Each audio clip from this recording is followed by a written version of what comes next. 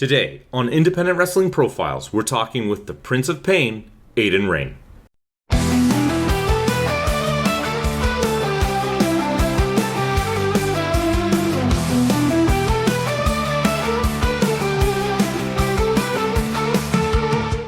All right, so let's go to the very beginning. What is like the earliest memory you have of discovering professional wrestling and starting down your journey of fandom? So earliest memory of like watching wrestling would probably be my grandmother back in Quebec, because that's where I was actually born. So when I'd go and visit her in the summertime, and one of the ways that we'd get to stay up later was to help my grandmother with her hair, and it would just happen to be on like a Monday or whatever, and wrestling was on, and just watching with her was kind of how I got into it. And then my cousins were all into it, so it just fed it from there. Do you recall maybe what it was about wrestling that appealed to you? Was it particular characters, matches, just kind of storylines? Like, what was it that you were like, hey, I want to tune into this? I think it was just the larger than life characters, because so I'm almost 40, but so the larger than life characters, the Macho Man Randy Savage, the Ultimate Warrior was back in those days, the George the Animal Steel. So it's like those names of these just like over the top characters that just drew you in, of just watching them, of just like complete astonishment. Were there any that were particular favorites for you that maybe even down the road you look back and thought, oh, they actually influenced me more than I thought at the time? No, not in that sense. I mean, when I was a kid, the big influence was definitely Ultimate Warrior. In fact, there's apparently a story of, I guess the Ultimate Warrior was doing a signing somewhere. I can't remember if it was Toronto or in Quebec. And my mom was taking me, painted my face up, was running around in basically tidy whities, just beating the Ultimate Warrior around this store. And so that would be like, so there was never really anyone at that point that really influenced wanting to do it, or the character that I portray now. Those kind of came later in life, more in almost my teenage years, of kind of finding myself, really. So the people that those kind of characters, one of the biggest ones to start would have been Shawn Michaels, being a smaller guy at the time when he kind of took off. You know, I'm only 5'6", so seeing, it was a land of the giants, 6'6", 7 feet tall. That's what it was when I was younger. So seeing a guy Michaels' size, Bret Hart even, because he was a smaller guy, kind of showed me that, okay, so smaller guys can do it. And then you got, as time went on, you had guys like Rey Mysterio, again, almost exactly my size, doing it. And then for really kind of where I've stolen a lot of my stuff, I guess we should call it stealing. Raven, big, huge influence, the psychology, the why he does things, how he does things, and like the violence. Shannon Moore, oddly enough, my first match that I ever actually had, I had the eyeliner, had the mohawk. So like bits and pieces of characters like that. A lot of the punk rock characters, really, for what my character is, and John Moxley later, CM Punk too, in just kind of attitude, Moxley in movement, the way he does things. And I tend to like hardcore wrestling, so the crazy amounts of violence as well. Okay, I am definitely going to touch back on that when we get into your career a little bit later, but I want to just fast forward to where you were at in life when you decided to make the step towards pursuing it yourself, because at some point you got to bridge that gap from fan to performer. What was the influence, the motivation? Why did you decide at that time, hey, I need to look into doing this myself? So I kind of stumbled into it. Okay. So I've never not watched. I've always watched, whether it was WWE, TNA, now AEW, ROH, WCW, ECW. Always have watched the product and just, never really thought too much of like, well, how do they get there? It never clicked in my head. And probably almost 15 years ago now, I was trying to think back. They're a family friend of ours, happened to be financially invested in a wrestling company in the Tri-Cities. They were called TCW. They were happening to have Rhino on the show. Oh. Goes to show you how long Rhino's been around. He reached out, knew that we were fans, and we went to that show. I got to meet Rhino as a fan this time and was completely blown away of how massive that man is. And two, just of everything involving with it. We ended up getting, because of the family friend being financially involved, I offered like, hey, like, can I like help with anything, like just to kind of get involved with this? Mm-hmm. So started with just building the ring, helping with sound, running gimmicks from the ring to the locker room and all that stuff, but still never really thinking of, I'm gonna get in there. I mean, I got to mess around and feel the ropes and stuff like that, but it was never learning how to do anything. And probably about a year into me just helping, Warhead gets booked on a show. Okay. And in the locker room, chatting with him, you know, he had marks all over his body, and I was just like, what the hell happened? Asking him up and down kind of some questions, and it left from there. A couple months later, I randomly get a DM on Facebook from Warhead going, "Do you got $20 and an energy drink?" I mean, I can get them. Yeah. And he was like, all right, give me an address. I'll be there in a half hour. He comes, picks me up, takes me to my first wrestling school. It was a wrestling school in Hamilton. I don't remember the name. Really sorry about that. But kind of got my first little taste there. After that, he kind of was like, how did you feel like with this? Like, did you like it? Did you hate it? What do you think? I was like, oh, I'm enamored. Like, more, please. He kind of we figured out Squared Circle in Toronto and ended up there. And that's where my training came from, was through Rob Fuego at Squared Circle. That's awesome. I'm assuming you must have mentioned to Warhead that it was something you were interested in, and it wasn't just necessarily out of the cold blue, right? He had kind of asked, like, would you ever do it? Mm-hmm. Like, would you ever want to learn? And I was kind of just like, yeah, I guess. Like, I don't know where to go, don't know like how that would happen. But yeah, I definitely was like, yeah, I would be willing to learn if this is something that can happen. All right, so you're walking into Squared Circle, and you had your first little taste there, but now that you're starting to do the actual training, how are you feeling? How's it coming? Was it more than you were prepared for, or was it exactly what you knew were?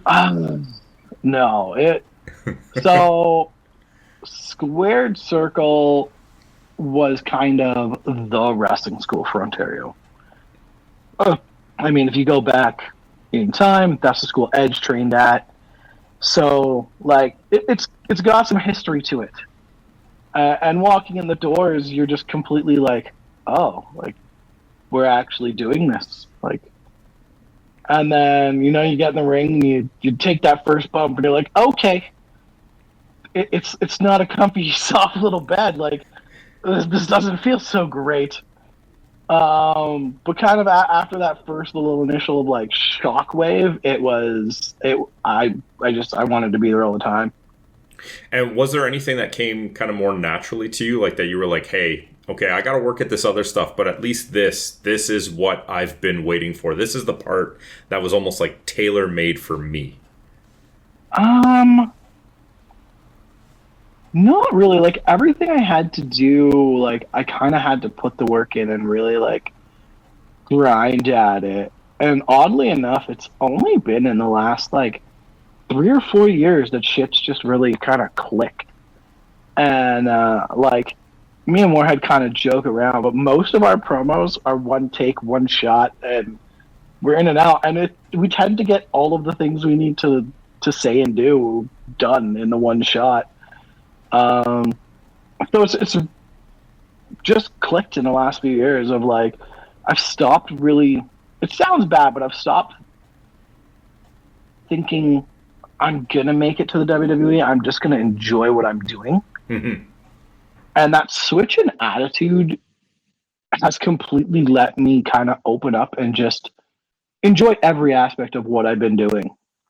That's amazing. It makes me think of a quote from like a basketball commentator that I hear all the time: is happiness is reality minus expectation. So by getting rid of that, oh, I'm going to be in the WWE, you kind of give yourself the freedom to just enjoy what you're doing right now. It's fantastic. I would completely agree, right? Like a lot of people that are like training, and nothing against anyone that's training or anything like that, like they get this expectation of like, well, that's where I want to be. Like everything has to be towards that. And like, unfortunately, like the eyes aren't up here. Like they're getting there. They're definitely there. A lot more prevalent now than when I started. But being seen up here, unfortunately, is unless you really put in the work and really travel, it's difficult. You're not getting as seen by big independent companies.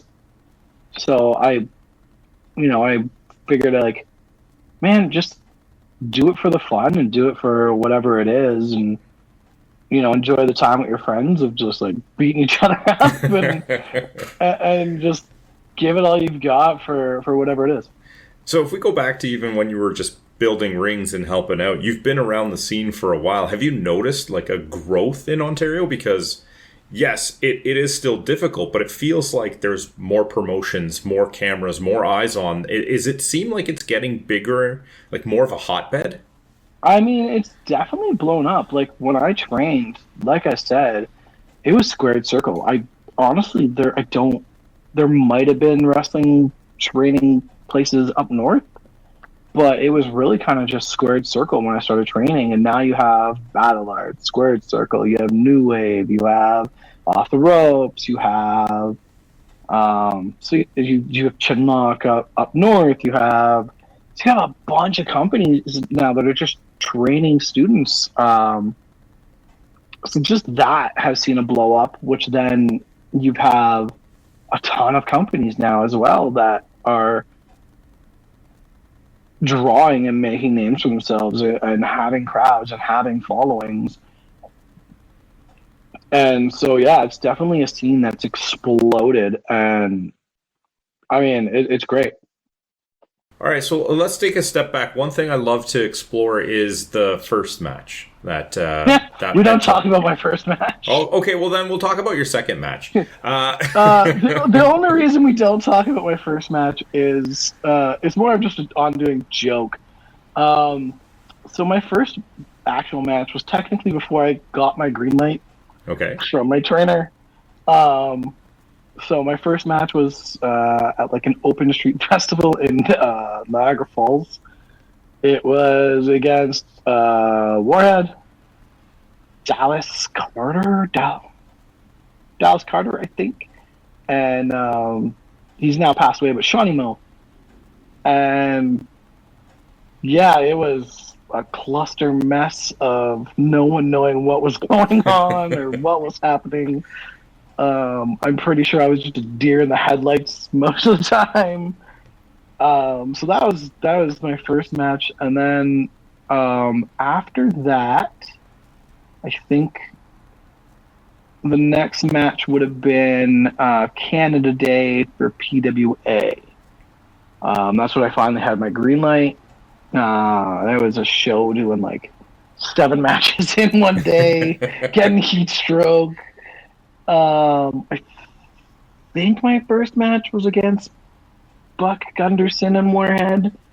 I know that was definitely one of the matches on that day, but with 7 matches throughout the day, it was like, because they did like 4 or 5 shows throughout like that day. So trying to remember them all is a little much, but yeah, by that end of that day, it was definitely like I was excited that it happened, but I'd also gotten heat stroke. So I kind of dreaded that it happened as well. Well, I mean, obviously the heat stroke notwithstanding, do you think that it benefited you to have 7 matches? Because you don't really have time to ruminate on how they went, whether you were kind of maybe down on one or not, because you just got to get to the next one. And now all of a sudden you've got a bunch of reps under your belt right out of the gate.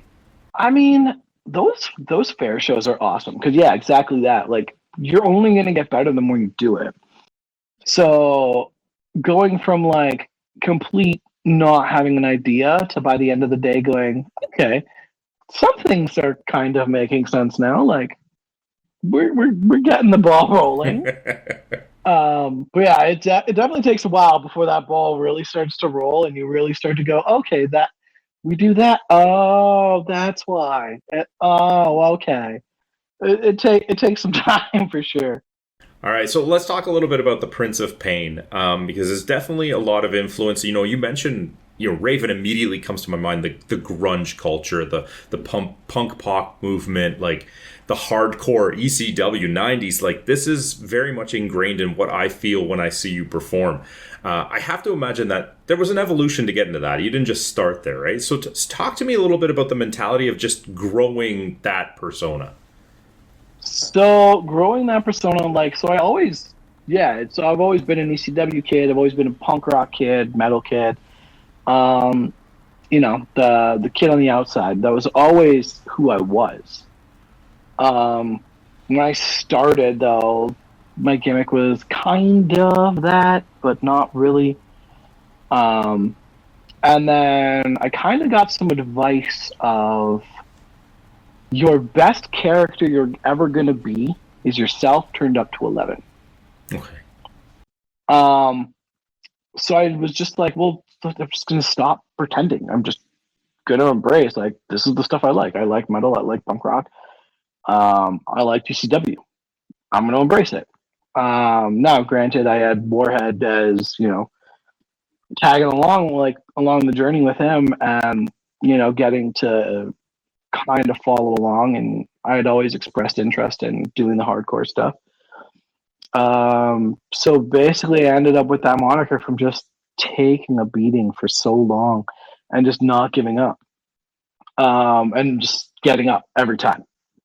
I don't know, it must have been amazing to have that kind of support. I mean, you've mentioned Warhead a number of times as being like a big catalyst for helping you get through a lot of this. I mean, it's got to make it a little bit easier to have that kind of support, right? It does. I bug him all the time. I call him my wrestling dad. But he's like, I'm not. But I'm like, well, no, you are. Like, if it wasn't for you, like, I wouldn't be where I am. I wouldn't be wrestling because I don't know if I would have made that jump without that firsthand and that that guidance the whole way through. But yeah, no, him and Mark Shaw would be really the two guys that, like, if you go back through my whole career, one of them were basically by my side. The third person would be Notorious TID, who is now retired. But those three guys would have been the guys that, like, really kind of helped shape what I am. The Prince of Pain moniker, though, came from Warhead, of the fact of, I took every beating and I didn't care. I just kept getting back up and be like, all right, next, let's go. What's next? What's more? You had mentioned you're a fan of hardcore. Did that come in right at the beginning of your career, or was that something like you started? No, okay. I wasn't allowed to touch a weapon until a year in. was Warhead's kind of thing. He's like, no, I want you to, like, show people you can wrestle, and then we'll ramp up. And at this point now, I don't think there's much more I can ramp up to. I've kind of I've done quite some crazy things. So you say you've done some crazy things, and that just opens the door. I have to ask, what are some of the most insane spots that you were a part of, whether you gave or took them? Well, one of the most, like, shocking ones would be the match with Mickey Knuckles and getting something called a gusset plate kind of put in my head, and when it was hit, I bled like a stuffed pig, and it was very much a moment where I went, oh, this is a new feeling. That would be one of them. I've done cinder blocks with with John Greed. That was an interesting one. They're not comfy cozy. What else? I've done a ladder match that was, again, something that I've never thought I would be. Yeah, sure. But beyond that, I would say one of the least fun things I've ever done would be a casket full of cacti. Oh. Yeah. There's no way around that. It sucks all the way. They're not fun to play with. Yeah, if you've ever just decided at a grocery store and, like, you know, popped your hand on one, you know what they feel like. And taking a nice big Michinoku driver into them definitely wasn't a pleasant day. So I just can't imagine the mentality of where that idea comes from. You're like, you know what would be great in that casket? That one you would have to ask Warhead. Most of the crazy matches that I've ever been a part of have been his brainchild. So you and I had a really good conversation about the mentality around hardcore wrestling, because I'm admittedly not the biggest fan, and that's not necessarily that I have an issue with it. I just don't have the stomach for it. But we had a great conversation about it at Death Proof, where you actually did kind of liken it to horror movie mentality, of course. And I was just hoping that maybe you could share some of your thoughts and insights on deathmatch hardcore wrestling for those who maybe like me are just a little bit more ignorant to it, not necessarily in a negative light, but just how you wrap your head around the mentality of putting yourself through so much punishment and how much the fans feed off of that. So the deathmatch community, for the fans, like, they're above and beyond. Like, they're absolutely, like, not insane in, like, a bad way, but, like, they are on another level. Like, they feed off the energy of you giving everything, and it literally is everything to them. And I mean, like, deathmatch wrestling, like, even in a horror movie, when you think about it, like, so you go back in time of looking at horror movies, you know, Leprechaun and stuff like that, they were never really overly violent. But as people became climatized to that level, to get a shock value, you had to move it up. You have the same thing with hardcore wrestling to deathmatch wrestling, right? You had, you know, the bull rope matches or ladder matches or TLC matches, which is a bump up from the ladder match. So everything's progressed. Now, I understand, you know, some people don't like that extreme violence, and that's fine. Deathmatch wrestling is not for everyone. Extreme violent horror movies are not for everyone.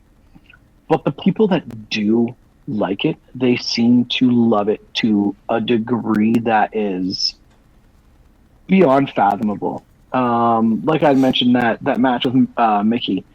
I tend to wear white in ring.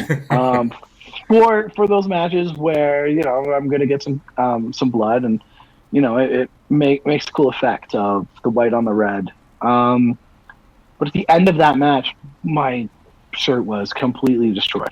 Like, there was no chance of getting it clean ever again. So I found a fan, and I was like, hey, like, if you want, like, I'll sign this, and this is for you. And they were extremely ecstatic, to the point that I'm pretty sure they have it framed and, like, on their wall in their house. And to put it into perspective again, like, so we did a show at Fairweather Brewing in Hamilton. We went a little bit more family friendly. It was more kind of a talk show event. We kind of played characters for that night, and one of the people at the brewery were like, oh my god, it's so awesome, I happened to wear one of their shirts, and they're like, we'd love to get that back. And I was like, you know what, like, yeah, let me make it better, let me get it signed and give back to them. I mean, it's your guys' company, like, I'm completely cool with doing this. And instead, like, I got a free 2-4 of beer from them for just, like, you know, going that above and beyond of having something signed for them from their show, from their from their bar. So the fan aspect of any of it has been completely great, but watching deathmatch fans, like if you find some of them online, they will defend it until they're blue in the face. But it's just a great community to be a part of. And maybe this is going too far into the mentality of it, but do you ever find that there's a lot of extra pressure for that? Because as you said, people get declimatized to certain levels, and then you got to push the envelope. Do you ever find that maybe there's a little bit too much pressure to keep upping the stakes, where hopefully it doesn't happen, actually but die? well, yes, but like at the same time, I was going to just say that they get so desensitized to the death, the hardcore, the deathmatch style, that they somehow want even more than that. I mean, eventually you're going to run into that problem of what more is there left that we can do. I mean, you have companies that just do like a bunch of the light bulbs, the ballasts, and by the end of the show, it's covered in glass, and everyone's bleeding everywhere. And like, I mean, great. Like, if that's what you want to do, cool. But eventually, like, yeah, I'm sure eventually there's going to be a day where it's like, well, what more can we really do? Mm-hmm. We're getting to a point with, like, especially a lot of the companies in the States, when you watch them, you're like, what? Like, how did that be a thought of? We should do that. Yeah. No, granted, I watch it, and it's, I get shocking moments of like, wow. Like, one of the spots that are not for me, but that's because I don't like needles, is in the States. I think some people have done it up here. They put like a needle through like their cheek or whatever. Yeah. And I'm just like, no, not for me. So, you mean you're gonna have people that are gonna push that envelope always, but you're gonna, everyone's got to kind of eventually find where that's like, yep, that's the limit. We're not gonna push past that. So let's go to something a little bit more uplifting, I guess. The possibility of getting a needle through the cheek. What are some of the personal highlights for your career? And I don't just necessarily mean matches or spots, but just like chance encounters with fans, even a seminar, getting to listen to somebody speak about the business, like just really cool moments that you're going to look back at and think like that would have never happened if I wasn't, involved in this. So couple that I can think of. One in particular was getting to spend almost 2 hours with Chavo Guerrero. Wow. I was on a show called Hardcore Road Trip. It was out in London. I was 6 months into wrestling, like actually actively being on shows. And I worked a match. It wasn't great at all. The person I was working wasn't so great. I was 6 months in trying to call a match and basically lead somebody, which I had no purpose of leading someone in a match at that point. But my mom happened to be at that show, and she went over and talked to Chavo and was like, oh, my son's a really big fan of, like, your family. And he was like, oh, is he here? And I was like, yeah, he was actually wrestling. And so my mom happened to mention, like, my ring name, and he was like, oh, that's the kid in the, like, he was wearing skull pants, right? And my mom goes, yeah. And he tells her to, like, get me, because he wants to sit talk to me. Mm-hmm. So we spent probably the first 20 to 30 minutes talking about kind of how I could do better. And then it was literally just talking of, like, growing up with Eddie, of Mysterio, of, like, just, and it was crazy because when you think about it, like, it's Chavo Guerrero, like, his family is known, like, if you know wrestling, you know the Guerrero name, and he wasn't talking to me as a fan, he was talking to me as a peer. And when someone like that is talking to you in that kind of a manner, it throws you through a complete loop, because you're just like, what do you mean? Like, we're talking like acquaintances, we're not talking like this fan on the street, like, you know what I mean? Hmm. So that would be one. Going back again to Rhino after multiple times of being on shows and around him, like he recognized my face and like remembered me. So that was kind of pretty cool because he was someone I grew up with. But probably my favorite moment, and it actually was my Facebook display picture for the longest time, is being in the ring with Steve Carino and like doing the shield pose with a bunch of my buddies, which would have been like Warhead, another friend who we kind of lost touch now, but yeah, it was me, Warhead, name's PD Flex, and Steve Carino doing the shield pose.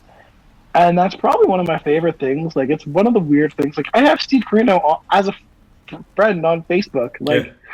that part, like, I'm just like, like, that throws me off that, like, just because of wrestling and doing what I've done, like, I literally can sit there and be like, oh, I watched this guy be in ECW, but yet, like, go on my Facebook, and it's actually someone that I know, I've had conversations with, like, I've emailed him, so, like, I think that would be probably one of my favorite moments. Like, the titles are great, like, they're awesome, don't get me wrong, getting to carry one of these big shiny things, fun times.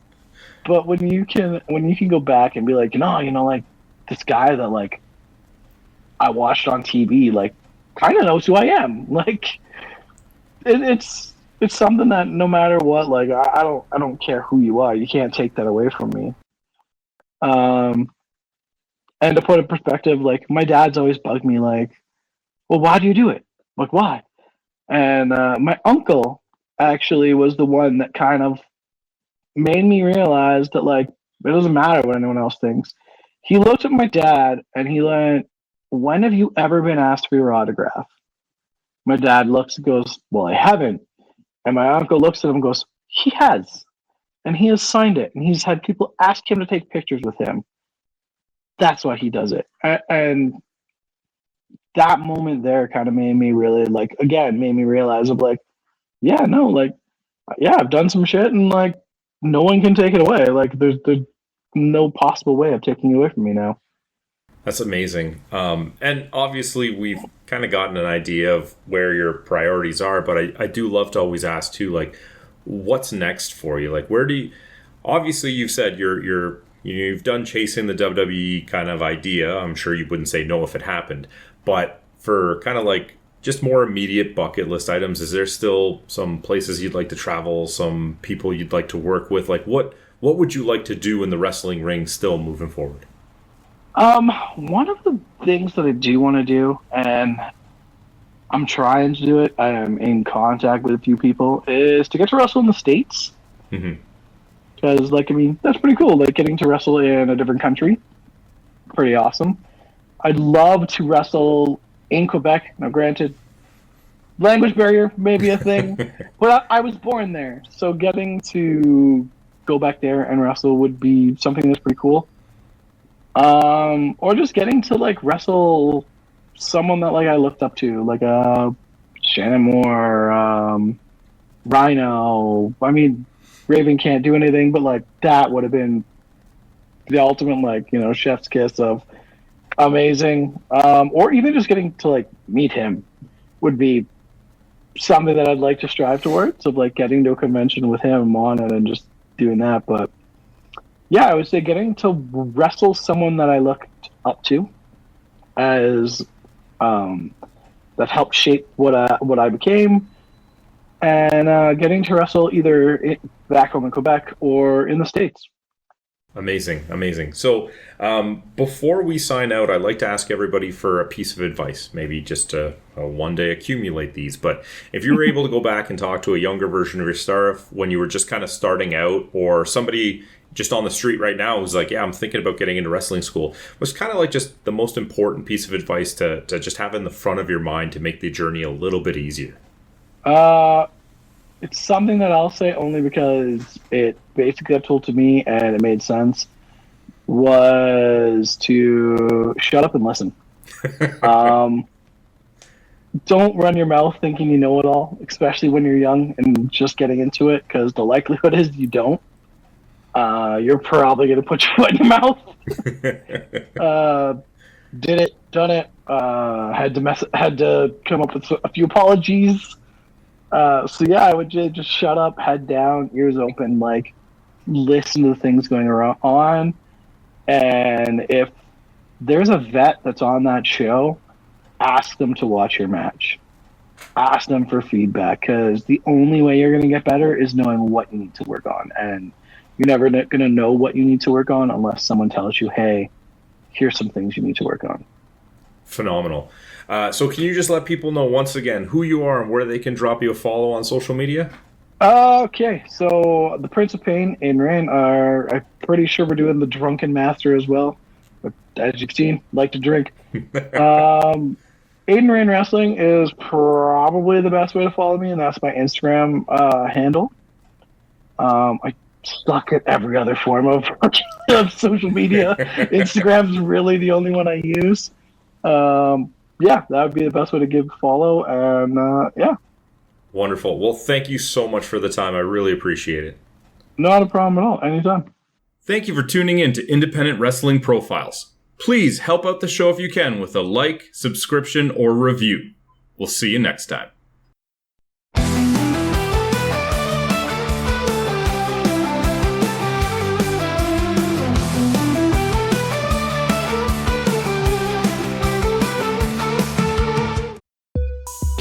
This program is a proud part of the Swear to Pod Network.